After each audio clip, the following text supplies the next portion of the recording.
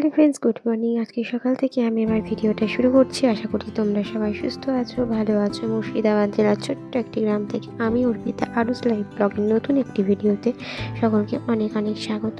আর এই যে দেখো, সকালবেলাতে আজকে অনেক দিন পর পরোটা খাচ্ছি। পরোটা কিন্তু অনেক দিন কিন্তু সকালবেলায় অনেক দিন কিন্তু পরোটা খাইনি। অনেক দিন পর কিন্তু আমি পরোটা খাচ্ছি। পরোটাই বলো বা রুটি বলো, এই দুটো জিনিস না আমার এই সরের সাথে চিনি মিশিয়ে খেতে খুব ভালো লাগে। তো এদিকে আমি অল্প একটুখানি আলু ভাজা নিয়েছি, আর আমি নিয়ে নিয়েছি একটু সর, সেখানে একটু চিনি নিয়ে নিয়েছি। তারপর কিন্তু আমি এই পরোটাগুলো খেয়ে নিচ্ছি। আমার খেতে ভীষণ ভালো লাগে। যারা খেয়েছো তো অবশ্যই তোমরা জানো কেমন লাগে, আর যারা খাওনি এরকমভাবে তোমরা ট্রাই করে দেখতে পারো, দেখতে খুব সুন্দর লাগে খেতে। আমার তো খুব ভালো লাগে। এদিকে আমার সোনা বাবার কাণ্ড দেখো, পুতুলের পিঠে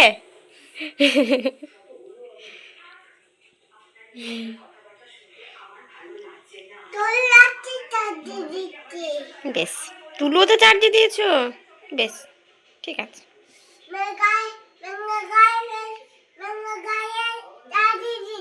বেশ বেশ,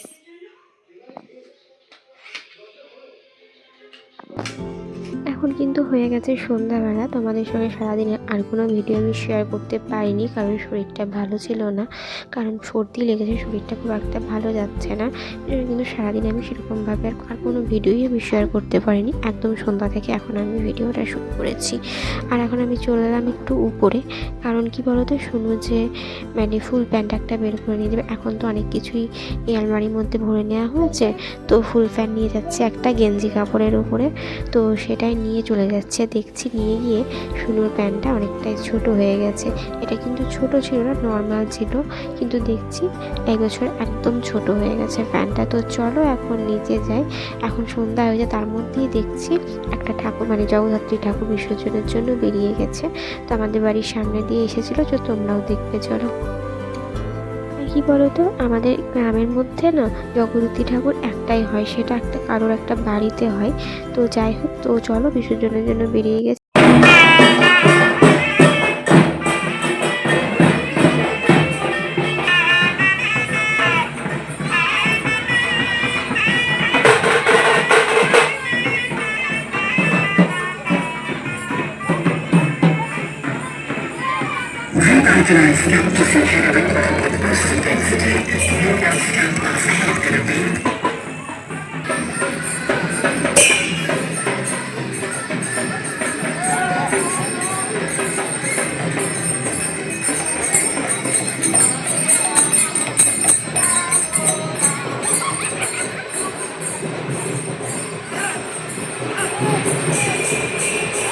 তো ঠাকুরটা চলে গেছে, তারপর কিন্তু এখন সুনুকে নিয়ে আমি বসে গেছি পড়াতে।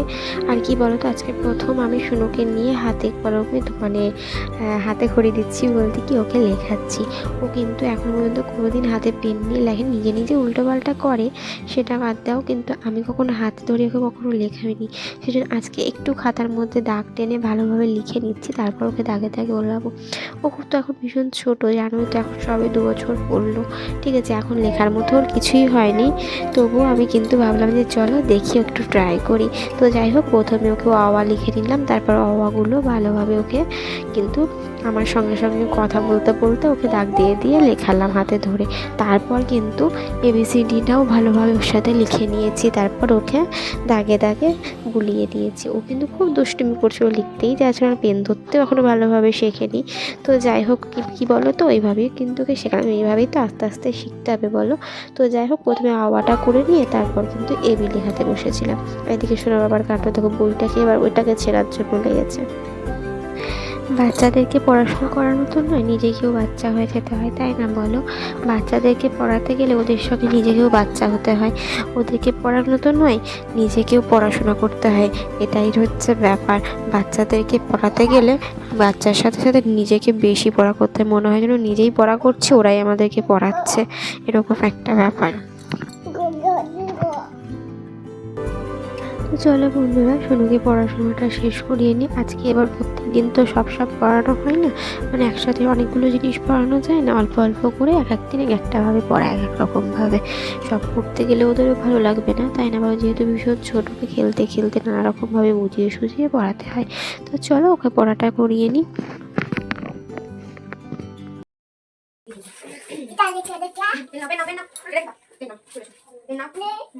একদম দুষ্টুমি করবে না, ঠিক আছে? আমি রাখতে রাখবো তুমি ভালো করে পেন ধরো, এরকম করে পেন ধরতে হবে, এরকম করে পেন ধরো আগে।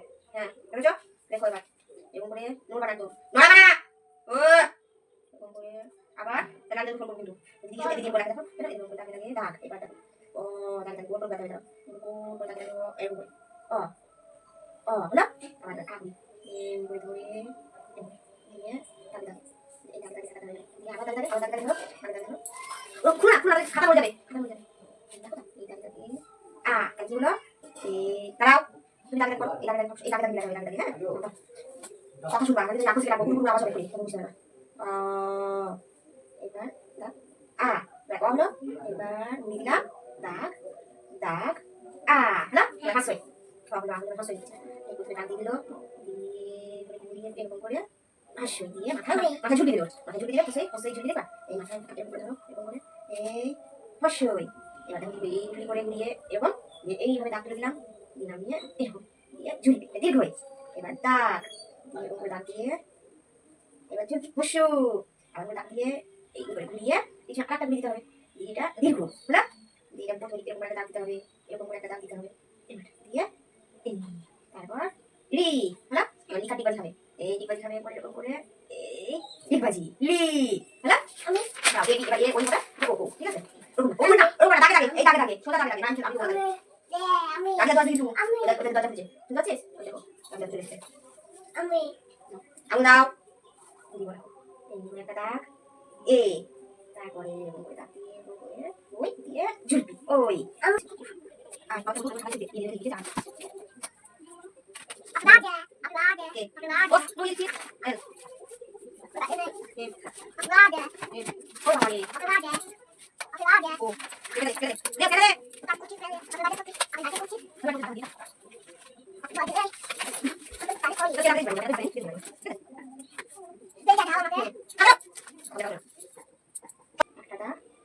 এইচ এরকম একটা দাগ মাথায় দাগ নিচে দাগে আই এই জে তারপরে এটা কে একটা দাগ এল দাগ দাগ দাগ দাগ এম তাহলে দাগ আবার করতে আবার করতে আবার করতে আপনি বুঝে যান আমি হাতে ধরুন রাখো সামনে চলে আসবে না এল একটা দাগ দাও দাগ ইন না কেন আবার কোথায় ছিল যে কোন কোথায় ছিল যে আমরা তো ভাবছি এর মিলে দেখতে পাবো বড় হচ্ছে মাশাআল্লাহ বড় হচ্ছে ও বলে এরকম কত করে বলতে পারো এটা ও কেমন করে ও এই গোল করে এই ও আর কি লিখেছ না ফর দি প্যারট টাকা পি ফর টাইম ফর দিছিলে আসলে পি না পি এখানে নিয়ে ঘুরে ঘুরে আমি ভালো করে আমি লাগবে না আমি চুপ করে ধরি ধরো হ্যাঁ বাস তো চলো এখানে আমি শুনুকে স্নান বলছি সরি, শুনুকে আমি পড়াশোনা করি একদম চলে এসেছি, ওকে কিন্তু পড়ানো কমপ্লিট হয়ে গেছে। তারপর চলে এলাম একটু আমি স্কিন কেয়ার করতে। এই যে দেখো এটা হচ্ছে একটা ক্লিনজার, দেখতেই পেলে কতটা রয়েছে ক্লিনজার, এখনও পর্যন্ত 4 ভাগের মধ্যে 3 ভাগই পড়ে রয়েছে, 1 ভাগ যাই হোক খরচ হয়েছে, আগের বছর পুজোর আগে কিনেছিলাম কিন্তু নেওয়াই হয় না, সেই তোমাদের সামনে বোধহয় একবার ভিডিও করেছিলাম একটা, তখন নিয়েছিলাম। তারপর নেওয়াটা ভীষণ ভালো স্কিনের জন্য, কিন্তু সবসময় আমার নেওয়া হয়ে ওঠে না, তো আজকে নেওয়া হয়ে যাচ্ছে তোমাদের জন্য। তো এই যে দেখো ক্লিনজারটা দিয়ে ভালোভাবে মুখটা ধুয়ে নিচ্ছি। আসলে কি বলো তো, রাত্রিবেলায় কিন্তু আমি মোটামুটি বলতে আমি ক্লিনজার নিই না, বা আমার টোনারটাও আছে সেটাও নেওয়া হয়ে ওঠে না, যেহেতু তাড়াহুড়ো করে শুরু আছে তার জন্য আমি কিছু করতে পারি না। কিন্তু আমি কি বলো তো, খাওয়া দাওয়ার পর ব্রাশ করা এবং ফেস ওয়াশ দিয়ে মুখটা ধুয়ে এবং চুলটা বেঁধে নিয়ে তারপর কিন্তু আমি ঘুমাই। এইগুলো কিন্তু আমি প্রত্যেক দিনই করি, আজকে বলে নয়, কিন্তু ক্লিনজার নেওয়া টোনার নেওয়া এটা আমি আজকে করছি। তো যাই হোক ক্লিনজারটা দিয়ে আমি ভালোভাবে মুখটা ধুয়ে তারপর কিন্তু টোনার নিয়ে নেব। টোনারটা অ্যাবজর্ব হয়ে গেলে একটু হালকা করে ক্রিম নিয়ে নেব। তো যারা আমার এখনও পর্যন্ত ভিডিও দেখছো প্লিজ একটি লাইক করে দিও, যদি ভিডিও কোনো অংশ ভালো লেগে থাকলে অবশ্যই কিন্তু কমেন্ট করে জানিও। যারা ভিডিও দেখছো কিন্তু এখনও সাবস্ক্রাইব করি, তারা সাবস্ক্রাইব করে পাশে দেখো, যারা ফেসবুক থেকে দেখছো যারা ফেসবুক পেজটি ফলো করে দিও। তো চলো এই যে দেখছো আমি একটু টোনারটাও নিয়ে নিলাম, কারণ টোনারটাও ভীষণ ভালো স্কিনের জন্য, কিন্তু এগুলো করা ভীষণ ভালো। তোমরা যারা করো না তারা কিন্তু অবশ্যই স্কিনের জন্য ভালো। আমার করা হয় না সেটা আমার ফল্ট, কিন্তু ভীষণ করা ভালো। তো যাদের জন্য সময় আছে সে সেটা করতে পারো, যে এটা নিতে হবে বা এই প্রোডাক্ট নিতে হবে এরকম কোনো ব্যাপার নেই। যার যেটা স্যুট করে সে সেরকম দামে সেরকম জিনিস নেবে, তাতেই যথেষ্ট। যার যেটা স্যুট করে তার স্কিনের জন্য সেটাই ভালো। তো আমার এটা স্যুট করে, আমার জন্য এটা ভালো, কিন্তু আমার নেওয়া হয় না, সেটা আমার ফল্ট। তো যাই হোক, তো তোমরা যারা টাইম পাও তারা কিন্তু নিতেই পারো, প্রত্যেক দিন না হলেও মাঝে মধ্যে কিন্তু নিতেই পারো, স্কিনের জন্য ভীষণ ভালো। স্কিন কেয়ার করা তো সবসময় ভালো, তাই না বলো? তো চলো, আমি কিন্তু এখন ক্রিমটা নিয়ে আমি চুলটা বেঁধে নেবো। চুল কিন্তু আমি প্রত্যেক দিনই বাঁধি, আর আজকে সারাদিন যেন আমার চুলটাও বাঁধা হয়নি। সে কালকে রাত্রে আমি চুল আঁচড়েছিলাম, তারপর আমি চুলই আঁচিনি, আবার আজকে রাত্রে চুল আঁচাচ্ছি। আমার অবস্থাটা বুঝতে পারছো যে আমি চুলটাও পর্যন্ত আঁচড়াইনি। তো যাই হোক, চুলটা আঁচড়ে চুলটাকে ভালোভাবে বেঁধে নেব। তো চলো, অনেক দিন পরে ক্লিনজারটা নিলাম, তো মুখটা অনেকটা ফ্রেশ লাগছে। তোমরাও দেখবে যে আমার মুখটা কতটা ফ্রেশ লাগছে। আর এদিকে দেখো, আমি চলে এলাম এখন চুলটা আঁচড়ে নিতে। আমার চুলে কিন্তু দেখো কালকে আঁচড়েছে আর তারপর আজকে রাত্রে আঁচড়েছে, কিন্তু আমার চুলের জোট খুব তাড়াতাড়ি ছেড়ে যায়। তোমরাও দেখতে পাবে, দেখো খুব তাড়াতাড়ি জোট ছেড়ে যায়। খুব যে অতিরিক্ত জোট লাগে সেটা না, আর যেটুকু জোট লাগে, জোট তো লাগেই, কিন্তু খুব তাড়াতাড়ি আমার জোট ছেড়ে যায়। আমার কিন্তু ফাঁস ছাড়াতে খুব একটা টাইম লাগে না, বা ফাঁস ছাড়তে অনেকটা খুব একটা যে খুব জ্বালায় আমার চুলটা, সেটা না, খুব তাড়াতাড়ি ফাঁস ছেড়ে যায়। তো চলো, আজকে ভিডিওটি এখানেই শেষ করছি। সবাই সুস্থ থেকো, ভালো থেকো, দেখা হবে নেক্সট একটি ভিডিওতে।